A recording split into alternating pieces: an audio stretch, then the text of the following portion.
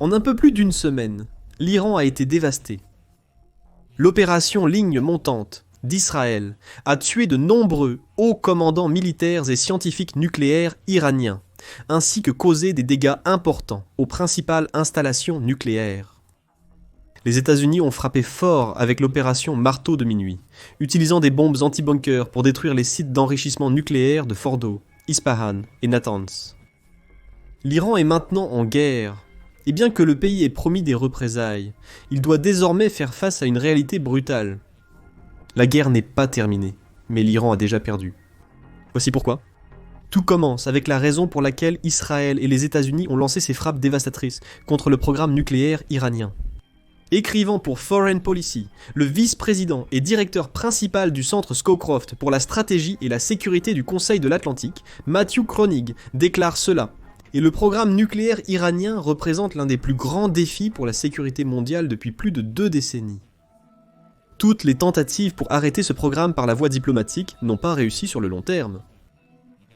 La négociation semblait être une option solide, puisque l'Iran avait même accepté des limitations à son programme nucléaire, sous l'administration de l'ancien président américain Barack Obama. Cela aurait empêché l'Iran de s'approcher de la production d'uranium de qualité militaire. Ces limitations faisaient partie du plan d'action global commun de 2015, ou Joint Comprehensive Plan of Action, qui a restreint le programme iranien. Jusqu'à ce que les États-Unis s'en retirent en 2018, pendant le premier mandat de Donald Trump. Mais même si cet accord ne s'était pas effondré, il est possible que l'Iran aurait continué à enrichir de l'uranium en secret, tout en essayant de dissimuler ses stocks au reste du monde. La seule option, comme Matthew Kronig dit l'avoir affirmé depuis 2011, était de détruire les installations nucléaires iraniennes, capables d'enrichir l'uranium au point où l'Iran pourrait créer une bombe nucléaire. Certains ont soutenu que le monde pouvait vivre avec un Iran doté de l'arme nucléaire, et que la seule chose pire qu'un Iran avec la bombe était de bombarder l'Iran, affirme Matthew Kronig. Mais chaque président américain n'était pas d'accord, déclarant qu'un Iran doté de l'arme nucléaire était inacceptable. Donald Trump a été parfaitement clair dans ses déclarations répétées, selon lesquelles l'Iran ne peut pas avoir d'armes nucléaires. Pourquoi ? Parce qu'une version de cet Iran possédant une arme nucléaire changerait complètement l'équilibre des pouvoirs au Moyen-Orient. Désormais, du moins selon le président américain Donald Trump, le monde n'a plus à s'inquiéter de l'Iran et de la bombe. Le 22 juin, Trump s'est exprimé sur sa plateforme Truth Social pour annoncer le succès des États-Unis dans la neutralisation des principales installations nucléaires de l'Iran. Nous avons mené à bien notre attaque très réussie contre les 3 sites nucléaires en Iran, dont Fordo, Natanz et Ispahan, a déclaré Trump. Tous les avions sont maintenant hors de l'espace aérien iranien. Une charge complète de bombes a été larguée sur le site principal, Fordo. Tous les avions rentrent chez eux, en toute sécurité. Félicitations à nos grands guerriers américains. Il n'y a aucune autre armée au monde qui aurait pu accomplir cela. C'est maintenant le moment pour la paix. Donald Trump a délivré un message similaire à l'ensemble des États-Unis, lors d'une brève allocution dans laquelle il a affirmé que ces sites nucléaires avaient été complètement et totalement détruits. Donald Trump a également adressé un avertissement à l'Iran. Souvenez-vous, il reste de nombreuses cibles. Si la paix n'arrive pas rapidement, nous viserons ces autres cibles avec précision, rapidité et compétence. Les frappes israéliennes et américaines sont survenues à un moment où, selon Cable News Network, l'Iran aurait eu besoin de seulement 2 jours et demi pour enrichir davantage ses stocks d'uranium, jusqu'à atteindre un enrichissement à 90%, suffisant pour fabriquer une seule bombe. Bien que d'autres experts aient estimé que cela pourrait prendre environ 1 semaine, et non seulement 2 jours et demi, le timing était-il crucial ici. Les États-Unis et Israël ont coupé l'herbe sous le pied de l'Iran, précisément au moment où il aurait pu construire une arme nucléaire. Et c'est l'une des raisons pour lesquelles l'Iran a déjà perdu. Bien que l'Iran n'ait pas encore pris la décision de fabriquer une arme nucléaire, une période potentielle aussi courte, entre la prise de cette décision et la réalisation que l'Iran possède une bombe nucléaire, était inacceptable. L'Iran utilisait cette courte période d'enrichissement pour créer une dissuasion nucléaire au Moyen-Orient, même s'il ne possédait aucune ogive. L'avertissement était clair, menacer l'Iran de façon excessive, et il deviendrait une nation capable de se doter de l'arme nucléaire. Avant les frappes, l'Iran pouvait utiliser cette dissuasion pour influencer la géopolitique régionale et mondiale. Cela aurait pu lui permettre de gagner des guerres, sans vraiment avoir à construire le type d'armée capable de battre un pays comme Israël ou beaucoup des voisins régionaux de l'Iran. Ce qui est donc maintenant visible, c'est un pays qui a été neutralisé sur le plan nucléaire et qui se retrouve aussi face à deux poids lourds, tous deux disposant d'une menace nucléaire claire. Bien sûr, il est bien établi que les États-Unis sont une grande puissance nucléaire. Selon l'Association pour le contrôle des armements, les États-Unis possèdent un stock de 5225 ogives nucléaires, dont 1419 sont déjà déployées de manière stratégique. Cela signifie qu'elles sont prêtes à être lancées si nécessaire. Et il faut supposer qu'une partie de ces 1419 armes nucléaires sont dirigées vers l'Iran. Israël représente une menace bien plus ambiguë. Officiellement, Israël n'a jamais confirmé ni nié la présence d'armes nucléaires dans le pays. Cela semble être une question de politique, ce qui signifie également que la doctrine nucléaire d'Israël est inconnue, y compris les conditions qu'il a établies, pour lancer une ogive nucléaire. Cependant, la plupart des experts pensent qu'Israël possède des armes nucléaires. Le Centre pour le contrôle des armements et la non-prolifération affirme qu'Israël possède probablement 90 armes nucléaires à base de plutonium et a produit assez de plutonium pour en fabriquer jusqu'à 200. Il se peut aussi qu'Israël dispose d'une triade nucléaire. Israël possède des F-15, F-16 et F-35 tous capables de lancer des armes nucléaires.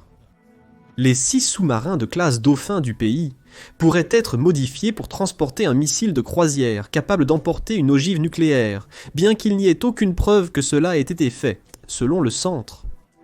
De plus, les missiles balistiques Jericho 2 et Jericho 3 d'Israël, qui ont des portées de 1500 à 3500 km et de 4800 à 6500 km, sont probablement tous deux capables de transporter des armes nucléaires et représentent des menaces claires pour Israël.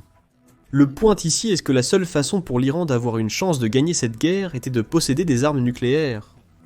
Il était apparemment à quelques jours d'en avoir une. Seule sa propre hésitation l'en a empêché. Désormais, le choix ne lui appartient plus. Si les États-Unis ont raison, et que le trio d'installations nucléaires qu'ils ont attaqué a bel et bien été détruit, l'Iran ne pourra peut-être jamais construire une arme nucléaire, mais il affirme que c'est encore possible. Le 22 juin, Reuters a rapporté que l'Organisation de l'énergie atomique d'Iran n'autoriserait pas l'arrêt de ce qu'elle appelle l'industrie nationale du pays. Mais qu'est-ce que cela signifie ? Les dégâts causés à Fordo, Natanz et Ispahan ne sont-ils pas aussi graves qu'ils en ont l'air ? L'Iran dispose-t-il d'autres installations nucléaires secrètes où il peut enrichir de l'uranium ?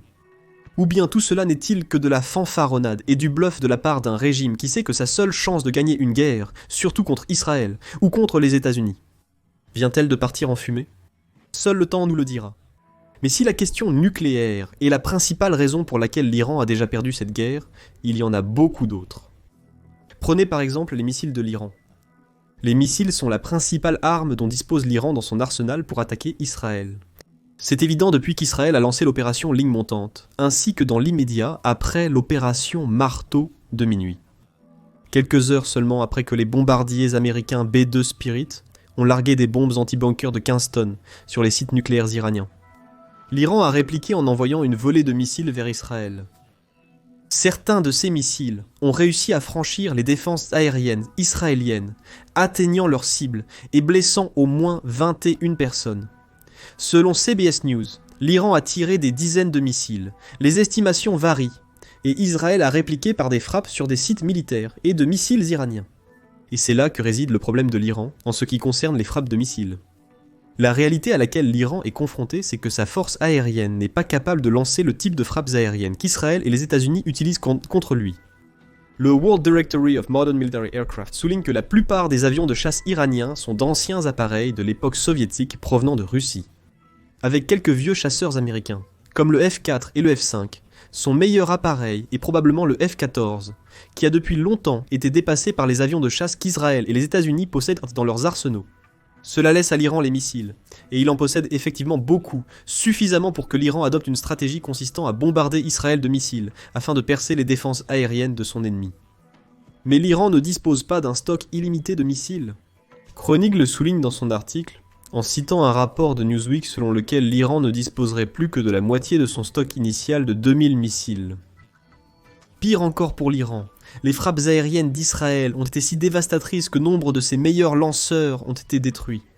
De plus, la destruction des lanceurs signifie que l'Iran a été contraint de tirer des salves plus petites. d'une vingtaine de missiles CIA à la fois, rendant les attaques moins capables de submerger les défenses aériennes et antimissiles américaines et israéliennes. Kronig affirme que les frappes de missiles iraniennes ont également été particulièrement efficaces, bien que 24 Israéliens aient été tués et que quelques dizaines d'autres aient été blessés. L'Iran n'inflige pas à Israël la douleur nécessaire pour l'obliger à arrêter ses frappes aériennes. S'il parvient à forcer Israël à utiliser tous ses missiles de défense aérienne, l'Iran pourrait infliger davantage de pertes. Mais même dans ce cas, ces stocks de missiles, qui diminuent rapidement, ne peuvent pas être reconstitués, pendant qu'Israël frappe les installations dont l'Iran dépend pour fabriquer ses missiles. Il y a une limite de temps à la durée pendant laquelle l'Iran peut maintenir sa puissance de missiles. L'Iran peut causer des dégâts, mais son stock de missiles est loin d'être assez important pour lui permettre de mener un conflit prolongé où ses ennemis attaquent depuis les airs au lieu de déployer des troupes au sol. C'est la seule façon pour l'Iran d'avoir une chance de gagner. L'immense armée permanente du pays, composée de 610 000 soldats actifs, plus 350 000 réservistes et 220 000 forces paramilitaires, n'est efficace que lorsqu'elle est engagée dans une guerre terrestre. L'Iran a besoin d'un conflit similaire à celui qui oppose la Russie à l'Ukraine. Au lieu de cela, il fait face à une paire de menaces capables de le frapper durement depuis les airs, tandis que la menace aérienne de l'Iran diminue de jour en jour. Donc, l'Iran n'a aucune menace nucléaire et a probablement perdu la capacité d'en créer une. Il est également en train d'épuiser rapidement ses missiles, car il se sent obligé de répondre aux frappes israéliennes et américaines. Et il n'a pas vraiment d'autre moyen de le faire qu'avec des missiles balistiques. Que pourrait-il faire d'autre ? Il y a le détroit d'Ormuz. En 2023, l'administration américaine d'information sur l'énergie, ou Administration américaine d'information sur l'énergie, a qualifié le détroit d'Ormuz de point de passage pétrolier, le plus important au monde. Elle a indiqué qu'en 2022 seulement, 21 millions de barils de pétrole ont transité chaque jour par le détroit, ce qui représentait 21% de la consommation mondiale de pétrole liquide. Le détroit d'Ormuz relie le golfe Persique au golfe d'Oman et à la mer d'Arabie, et selon CBS, il ne fait que 21 miles de large à son point le plus étroit. L'Iran a la possibilité de créer une barricade navale pour empêcher les pétroliers de pays comme l'Arabie Saoudite de traverser le détroit. C'est parce que l'Iran contrôle la partie nord du détroit. L'objectif de l'Iran serait simple, fermer ce point d'étranglement pour exercer une pression économique sur les nations qui dépendent du pétrole qui transite par le détroit d'Ormuz. Considérez cela comme la version iranienne d'une sanction. Il n'a pas la puissance économique nécessaire pour imposer des sanctions aux nations occidentales, mais il peut leur nuire, ainsi qu'à ses rivaux du Moyen-Orient, en fermant le détroit. Selon Reuters, citant la télévision d'État iranienne le 22 juin, le Parlement iranien a soutenu cette mesure, mais la décision finale de fermer le détroit n'a pas encore été prise. Mais c'est là qu'il y a encore un autre problème. Cette tactique, comme d'autres que l'Iran pourrait utiliser, telles que le lancement d'armes biologiques ou la conduite d'attentats terroristes sur le sol américain, obligerait les États-Unis à réagir. En ce moment, les États-Unis espèrent utiliser l'opération Midnight Hammer comme moyen de forcer l'Iran à entamer des négociations sur son programme nucléaire. Fermer le détroit d'Ormuz serait un choix terrible, comme l'explique Kronig dans son article. L'Iran le sait. Ce sont le genre d'actions qui pourraient mener à une guerre majeure avec les États-Unis et entraîner la destruction de l'armée iranienne, ainsi que la fin de son régime, dit-il. Trump semble également le comprendre. Le 22 juin, il a publié un avertissement sévère à l'Iran sur Truth Social. Toute représaille de l'Iran contre les États-Unis d'Amérique sera accueillie par une force bien supérieure à ce qui a été vu ce soir. Le message est clair. Faites quoi que ce soit qui pourrait nuire aux États-Unis, qu'il s'agisse de frapper des bases militaires américaines au Moyen-Orient ou de fermer le détroit d'Ormuz. Et des représailles seront à venir. Les États-Unis ont déjà prouvé que l'Iran ne peut pas se défendre contre une attaque aérienne soutenue de ses bombardiers B-2. Israël a montré la même chose avec ses avions de chasse lors de l'opération Lion Ascendant. La dernière chose que l'Iran souhaite faire, malgré ses promesses de riposte, c'est de pousser les États-Unis à lancer une nouvelle frappe aérienne. Encore une fois, l'Iran ne peut pas rivaliser dans ce domaine. Il ne ferait qu'inviter à une destruction encore plus grande de ses installations militaires clés. Pour bien illustrer ce point, il suffit de comparer directement les États-Unis et l'Iran. Selon Global Firepower, qui classe chaque année les nations militaires du monde, les États-Unis possèdent la force militaire la plus puissante au monde. L'Iran arrive à la 16e place.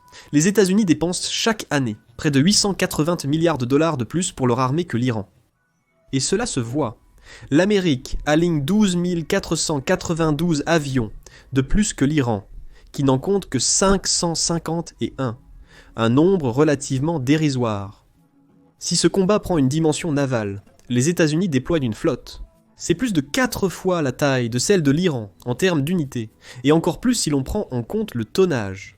Les États-Unis possèdent des porte-avions et des porte-hélicoptères. L'Iran n'en a aucun. Les sous-marins américains sont meilleurs et plus nombreux, et l'Iran ne peut pas rivaliser avec les destroyers américains lors d'une guerre de surface. Même sur le terrain, là où l'Iran est le plus fort, les États-Unis ont plus de soldats actifs dans leur armée, et des armes bien plus avancées. Dans pratiquement toutes les catégories de puissance de combat, l'Iran perd un affrontement direct avec les États-Unis, et cela sans même prendre en compte que l'Iran ne combattrait pas les États-Unis seul. Son principal ennemi dans toute cette affaire est en réalité Israël, qui a lancé toute cette série d'événements, avec l'opération Lion-Levant, et qui est maintenant soutenu par les États-Unis et leurs bombardiers B-2. Israël est classé 15e nation la plus puissante selon Global Firepower, ce qui signifie qu'il est déjà au-dessus de l'Iran. Si l'on combine Israël avec les États-Unis, on obtient une alliance qui pourrait anéantir à jamais le régime actuel de l'Iran. Cette mention des alliés nous amène à la seule autre arme que l'Iran pourrait avoir dans son arsenal, l'arme qu'il a déployée contre Israël et de nombreux autres pays du Moyen-Orient depuis des décennies. Les groupes par procuration, à savoir le Hamas, le Hezbollah et les Houthis. Revenons seulement quelques années en arrière, dit Christina Goldbaum dans un article du 22 juin pour le New York Times. Et l'Iran était dans une position plutôt forte. Le groupe militant libanais Hezbollah était la force militaire et politique la plus puissante du Liban. Les Houthis au Yémen étaient une petite mais redoutable milice qui entravait le transport maritime international en mer Rouge. En Syrie, le président Bachar el-Assad retrouvait sa place au sein du monde arabe après des années d'isolement. Et l'Iran lui-même, malgré des années de sanctions, prouvait sa valeur en tant qu'allié de la Russie, soutenant le Kremlin dans sa guerre contre l'Ukraine. Elle dit Goldbaum ne mentionne pas le Hamas, qui permettait également à l'Iran de maintenir une certaine influence en Palestine, tout en constituant une menace constante pour Israël. Aujourd'hui, ce réseau de groupes par procuration n'est plus du tout ce qu'il était autrefois. Le Hamas a été dévasté par son combat contre Israël, même dans un article affirmant que le Hamas ne pourra jamais vraiment être détruit. L'université américaine du Caire note qu'Israël affirme avoir détruit 18 des 24 bataillons du Hamas. Cela représente 14 000 combattants du Hamas qui ont été tués ou mis hors d'état de nuire. Israël a également frappé le Hezbollah très durement, si durement, en fait, que les dirigeants libanais exhortent le Hezbollah à rester en dehors du conflit émergent entre l'Iran, Israël et les États-Unis, par crainte que leur pays ne soit entraîné dans une bataille pour laquelle il n'est pas préparé. Les Houthis, qui contrôlent une grande partie du nord du Yémen, ont déjà affirmé qu'ils allaient reprendre leurs attaques, passer contre la navigation en mer Rouge, selon Iran International. Mais même cette menace sonne creux, alors qu'une grande partie de la direction du groupe et de ses installations militaires ont été dévastées lors des frappes aériennes menées par les États-Unis entre mars et mai de cette année. L'Iran dispose toujours d'un réseau de groupes armés par procuration, mais il les possède de la même manière qu'il possède encore un programme nucléaire. Fortement neutralisé et loin d'être la menace nécessaire pour l'aider à gagner une guerre contre Israël seul, sans parler d'un Israël soutenu par les États-Unis. Pour aggraver les choses, l'Iran ne reçoit pas le soutien dont il a besoin de la part de ses voisins arabes, ni des poids lourds comme la Russie et la Chine. Tous ses alliés, soutenus, ont condamné les attaques israéliennes et américaines contre l'Iran, mais aucun n'a promis de soutien militaire concret. Goldbaum le souligne dans un article et cite Firas Maksad, chercheur à l'Institut du Moyen-Orient, qui déclare « Ce à quoi nous assistons actuellement dans toute la région n'est rien de moins que l'effondrement de la stratégie de l'Iran, élaborée depuis des décennies, et de sa capacité à projeter son influence. » Tout cela signifie qu'aucun soutien concret n'arrive pour l'Iran. L'Iran va être laissé à lui-même par des alliés comme la Russie et la Chine, alors qu'il ne reçoit qu'un soutien minimal du réseau de groupes intermédiaires, dans lequel il a investi des milliards de dollars pour le créer. Tout ce qui reste à l'Iran, c'est un stock de missiles en diminution, un programme nucléaire décimé et quelques options de représailles.